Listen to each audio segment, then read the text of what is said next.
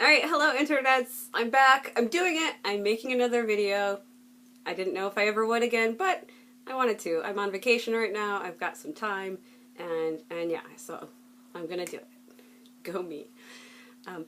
One thing that I have seen recently in the doll YouTube hobby is people doing what is called wine and dollies, where they drink some wine and talk about their dolls, mostly updates and stuff. And it's really fun. I've been watching a lot of other people's videos, and I think it's really great that people are like so into their dolls and they want to drink wine and talk about them.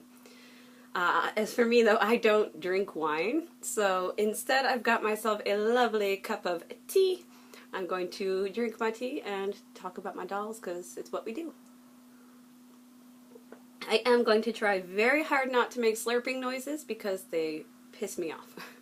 But the first thing I do want to say, and this is sort of important I guess, maybe,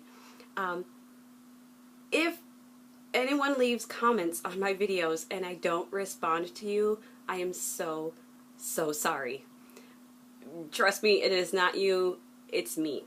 I do want to respond. I read every comment I get and I want to respond, but there's something wrong with me and I just can't. I get so caught up in what do I say that I end up not saying anything at all. And I know in my head all I need to say is thank you, but when I go to do that, it doesn't come out. I get very wrapped up in, no, that's not enough. They were so kind to write many words to me. I need to write more than 2 words to them. But what do I say? What do I say? I don't know. I get so caught up in it that I end up not replying at all, and I'm so sorry. I do, again, I read every comment I get. I love and appreciate every comment I get.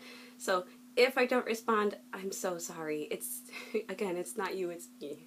Your comments are very appreciated, and I'm really sorry. And I'm gonna try in the future to reply to comments, but if I don't, just know that I do appreciate it, and please keep writing me comments, because it makes me very happy. Thank you. I'm so messed up.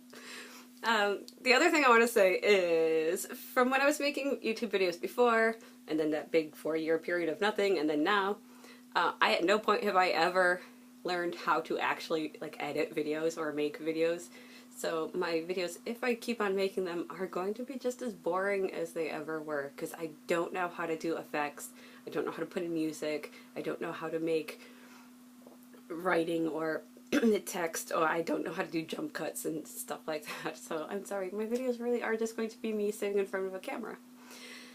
I also don't have any like video editing equipment, so or programs, and I'm not willing to buy any. My computer has like Windows Movie Maker, but my computer's all in Japanese and I can't read a thing on it.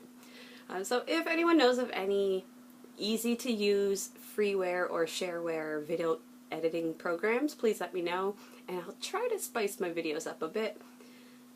Maybe. I'm also very uncreative, so I wouldn't really know what to do with them even if I had the ability to.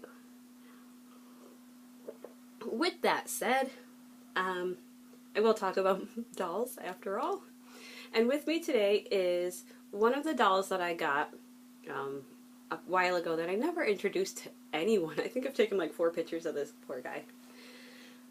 But this is Milo. He's a Kizdoll Saiy, and there's kind of a longish story behind him and how I got him. He's sorry, this is gonna be kind of long maybe, but I tried looking up information on Kizdoll and I couldn't really find anything. I think they were around for a few years between maybe 2010 and 2013, maybe, but I had never heard of them.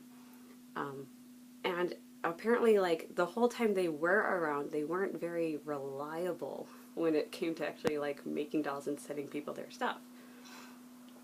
How I got him is a friend on Facebook several years ago, maybe 3 or 4 years ago, messaged me one day asking if I wanted to buy a doll from her.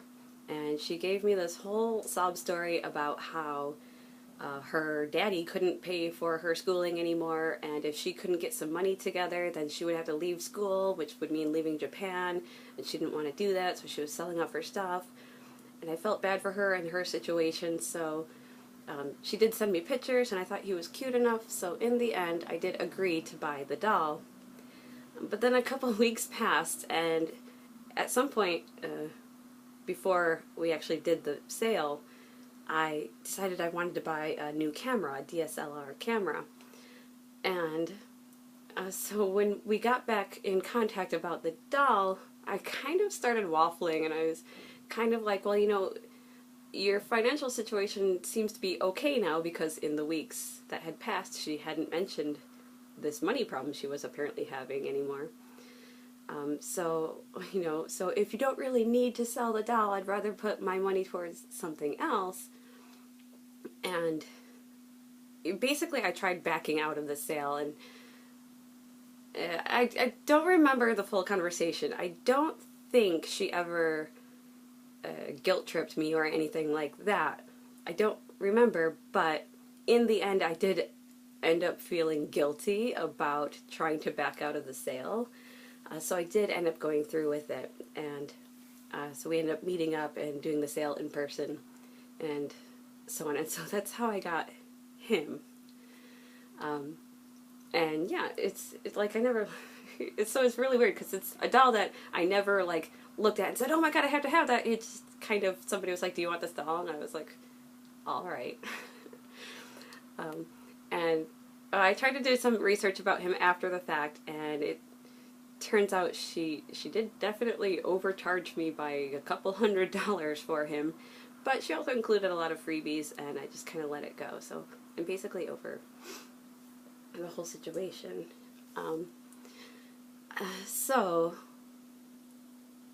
That's how I got him. I don't know what to say about him.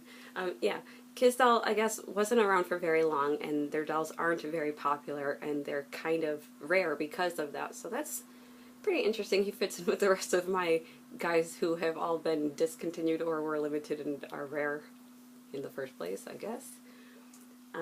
Let's see. As for styling, I got him a wig from Volks. It's, if you can see, it's pretty cute. It's got these little white streaks in it, so I thought that was cute.